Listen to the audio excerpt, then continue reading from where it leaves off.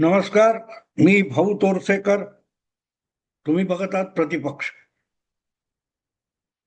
मित्रांनो, नको नको त्या गोष्टीत नाक खूपच नाही. आता मराठी पत्रकारांची हौस झालेली आहे आणि त्यामुळेच ठाकरे बंधूंपैकी अ, राज ठाकरे हे आपल्या थोरल्या चुलत बंधू उद्धव ठाकरे यांनी योजलेल्या रामरक्षा आंदोलनात का सहभागी झाले नाहीत याचा नको तितका उहापोह झालेला आहे. अर्थात अशा अनेक गोष्टी आहेत. तुम्हाला आठवत असेल तर मला वाटतं शिवसेनेच्या एका कार्यक्रमामध्ये ठाकरे ब्रँड वगैरेची चर्चा चालू असताना त्या षण्मुखानंद वगैरे मला हॉलच्या तिथे राज ठाकरे येणार येणार अशी चर्चा होती, पण ते आलेच नव्हते. बाळा नांदगावकर तिकडे बाहेरच्या बाहेर फेरी मारून गेले अशीही बातमी होती. आणि नंतर शेवटच्या क्षणी राज ठाकरे प्रकटले. त्या कार्यक्रमात त्यांनी हजेरी लावली. मला वाटते बहुधा शिवसेनेचा वर्धापन दिन होता किंवा असा काहीतरी कार्यक्रम होता. पण गमतीची गोष्ट अशी होती की ठाकरे ब्रँड एकत्र आल्यानंतरचा तो सोहळा होता. बहुतेक ऑगस्टमध्ये मार्मिकच्या स्थापनेचा दिवस असेल किंवा असं काहीतरी असेल. पण तिथे अगदी भाषण करण्यापुरते राज ठाकरे आले आणि विना विलंब निघून गेले. भाषण केलं, निघून गेले. आणि त्यांनी कारण काय सांगितलं होतं आठवतं तुम्हाला? मी आलो इथे, अगत्याने भाषण केलंय, पण मला थांबता येणार नाही. म्हणजे माझ्या मित्राच्या मुलीचा वाढदिवस आहे आणि तिथे जाणं आवश्यक आहे. मुलगी 1 वर्षाची आहे. म्हणजे त्या मुलीला सुद्धा 1 वर्षाच्या आपला वाढदिवस आहे हे कळत नव्हतं. अशा वेळेला त्या मुलीच्या वाढदिवसाला जाण्याचं अगत्य राज ठाकरे यांनी उबाठा शिवसेनेच्या त्या समारंभामध्ये दाखवलेलं होतं. आणि त्यामुळे ठाकरे ब्रँड असं मराठी मीडियाने किती कपाळ आपटलं. म्हणून दोन बंधू खरोखरच मनपूर्वक एकत्र आलेत याच्यावर मी कधीही विश्वास ठेवला नाही. कधी विश्वास ठेवला नाही. ती महाराष्ट्राची इच्छा आहे वगैरे या सगळ्या भंपक गोष्टी असतात. असो, महापालिका निवडणुका आणि त्यावेळेचं थोडं वातावरण बघितलं तर परत हे दोन ठाकरे बंधू कधी एकत्र आले किंवा एकमेकांच्या कार्यक्रमात सहभागी झाले असा प्रश्न विचारला तर नकार घंटा वाजते. नकार घंटा. मग सांगितलं तर नाही ते त्यांच्या उद्धव ठाकरेंच्या वाढदिवसाला राज ठाकरे गेले होते. राज ठाकरेंच्या घरी गणपतीला उद्धव ठाकरे आले होते वगैरे वगैरे. मुद्दा माझा असा आहे की ज्या परिस्थितीतून आता 6 खासदार उद्धव ठाकरे यांच्या पक्षातले फुटलेत आणि एकनाथ शिंदेकडे गेलेत आणि त्याच्यावर राज ठाकरेंनी कडाडून टीका सुद्धा केलेली आहे. पण सार्वजनिकरित्या आपल्या भावाबरोबर उभं राहिलेलं दिसणं आवश्यक आहे. अशा वेळेला मात्र त्या कबूतरखान्याजवळच्या आंदोलनापासून, रामरक्षा आंदोलनापासून राज ठाकरे दूर होते, हाकेच्या अंतरावर होते. उद्धव ठाकरे बांद्र्याहून दादरला आले, पण 1 किलोमीटरचं अंतर नसलेल्या त्या कबूतरखान्याच्या चौकामध्ये राज ठाकरे हजर नव्हते. आणि हजर नव्हते तर योगायोग परत किती आहेत बघा, की त्याच्यापेक्षाही महत्वाचं अगत्याचं असं एक काम होतं आणि तिथे राज ठाकरेंना हजेरी लावणं आवश्यक होतं. राज ठाकरे यांच्या एका मित्राचं 3रं लग्न होतं आणि अत्यंत मोजक्या लोकांना त्यांनी आमंत्रित केलेलं होतं आणि त्यामध्ये राज ठाकरे यांचा समावेश होता. तर तिकडे हजेरी लावणं हे राज ठाकरेंना अगत्याचं वाटलं तर त्यावर टीका करता येणार नाही. अर्थात तो मित्र कोण हे तुम्हाला लक्षात आलं असेल. प्रसिद्ध अभिनेता आमिर खान. आणि या आमिर खानचं हे 3रं लग्न होतं. सिनेमामध्ये तो येण्यापूर्वी, अभिनयाला त्याने सुरुवात करण्यापूर्वी त्याचं लग्न त्याने गुपचूप वगैरे केलेलं होतं. पण तो लगान सिनेमा आल्यानंतर त्याच्या पटकथा लेखिका किंवा सह दिग्दर्शिका किरण राव या दुसऱ्या महिलेच्या प्रेमात आमिर खान पडला होता आणि त्यामुळे पहिल्या पत्नीला तलाक देऊन त्याने वाजत गाजत किरण राव यांच्याबरोबर दुसरा विवाह केला. आता त्यालाही मला वाटते 8-10 वर्ष होऊन गेली असेल, एखाद 2 मुलं झाली असतील. तसा पहिल्या लग्नातला आमिर खानचा मुलगा आता आमिर खान पेक्षा उंच दिसतो. जुनेद वगैरे काय त्याचं नाव आहे. त्याचं अजून लग्न झालंय का मला माहित नाही. पण आमिर खान हा तिसऱ्यांदा बोहल्यावर चढणार, तर अशा गोष्टींना इतकी प्रतिष्ठा द्यावी का, याचा साधा विचार कोणाच्याही डोक्यात येत नाही का. ज्या प्रकारे मीडियामध्ये, माध्यमामध्ये या गोष्टीचा उहापोह आणि चर्चा चालू आहे की त्याचं वय किती, त्याच्या होणाऱ्या तिसऱ्या वधूचं वय किती, ती कोण आहे काय, याचा प्रचंड उहापोह चाललाय. पण समाजामध्ये प्रतिष्ठित, अब्रुदार आणि सेलिब्रिटी म्हणून वावरणारा माणूस तिसरं लग्न करतोय आणि त्याच्या तिसऱ्या लग्नात घटस्फोटीचा तलाक सुद्धा अशी त्याची दुसरी पत्नी आहेर घेऊन आलेली आहे किरण राव. आपण किती सुसंस्कृत आणि संस्कृत काय म्हणाल, संस्कृतीपूर्ण वातावरणामध्ये जगतोय.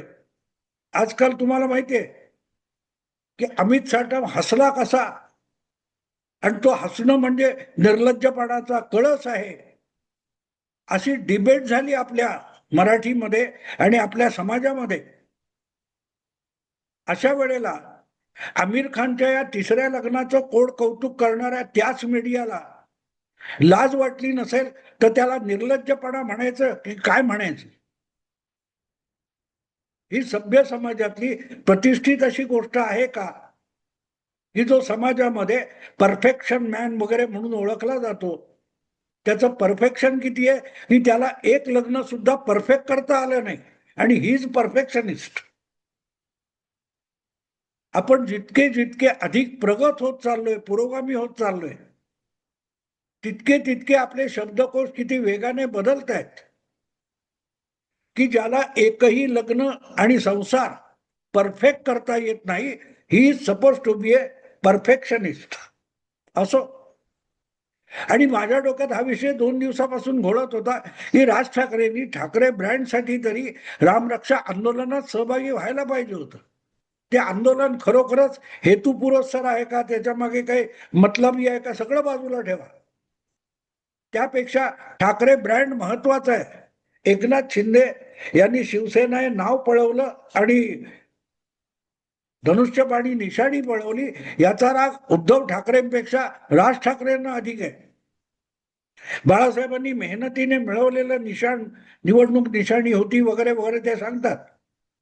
आणि ठाकरे ब्रँडचं कौतुक त्यांना सुद्धा आहे.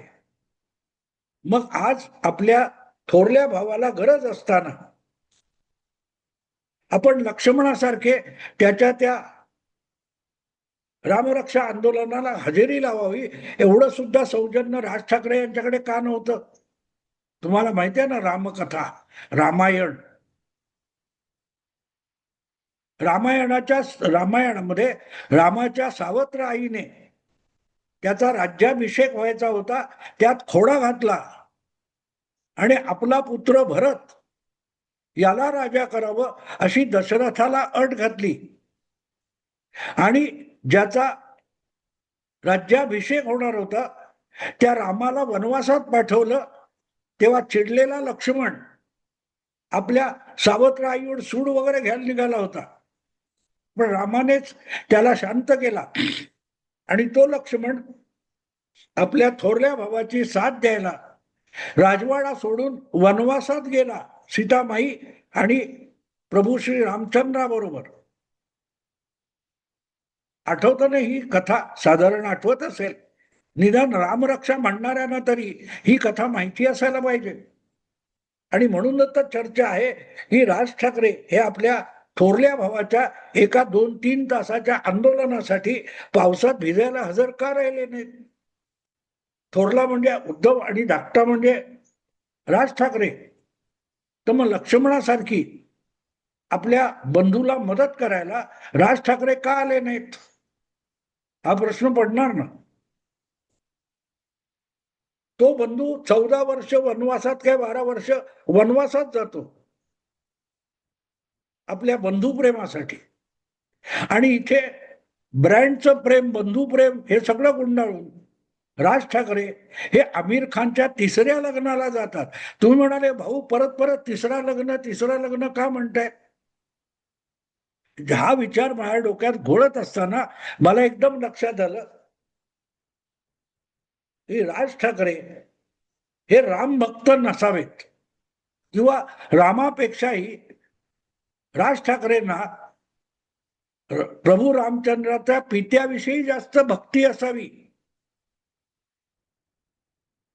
दशरथाबद्दल. कारण दशरथ हा सुद्धा 3 पत्नी असलेला, 3 पट्टराण्या असलेला राजा होता.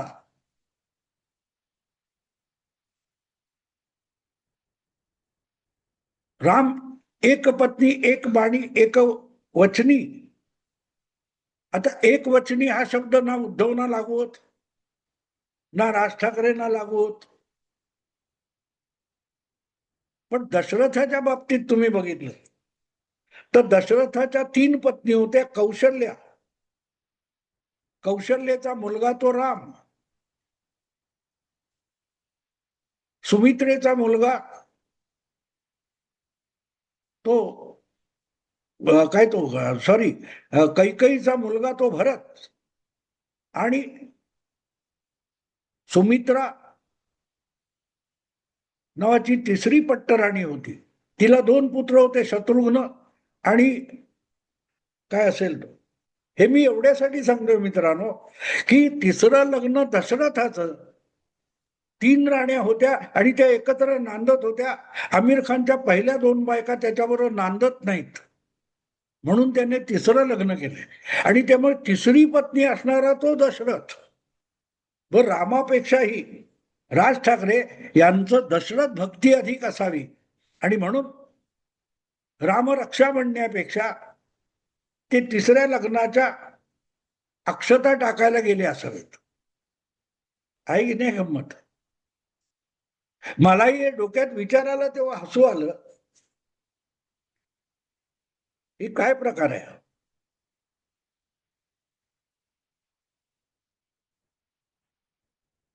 आणि राज ठाकरे यांचं वागणं मला बरोबर वाटलं की राम बघूया नंतर, पण आपल्या समोर साक्षात रामाचा पिता 3 लग्न करणारा दिसत असेल तर त्याची भक्ती आधी केली पाहिजे. आमिर भक्ती आधी करू, नंतर कबूतर खाण्याच्या आंदोलनाला जमलं, सवड झाली तर जाऊ. कारण राम एक पत्नीव्रती होता. आमिर खान हा 3 पत्नीव्रती आहे. त्याच्या उरलेल्या 2 पत्नी सुद्धा त्याच्याबद्दल चकार वाईट शब्द बोलत ते. दशरथाच्याही 3 पत्नी आपल्या पतीबद्दल बहुपत्नी असल्याबद्दल शिव्याशाप देत नव्हत्या. आणि त्यामुळे राज ठाकरेंना जर दशरथाचं आकर्षण असेल तर त्यांना आपोआपच दशरथामध्ये 21व्या शतकातला आमिर खान मध्ये 21व्या शतकातला दशरथ दिसला असेल आणि त्यांनी रामरक्षा गाण्यापेक्षा तिकडे जाण्याचा निर्णय घेतला असेल तर तो चुकीचा आहे का मित्रांनो. मला नाही चुकीचा वाटतं. तुम्ही विचार करा, तुम्हाला कदाचित अधिक साम्य साधर्म्य सापडेल. पण राज ठाकरे यांनी कबूतर खाण्याकडे पाठ फिरवण्याचं हे एक कारण असेल, त्यांचं दशरथ भक्ती हे कारण असेल असं मला वाटलं. मी तुम्हाला सांगितलं. यापुढचा विचार तुम्ही करायचा. मी थांबतो.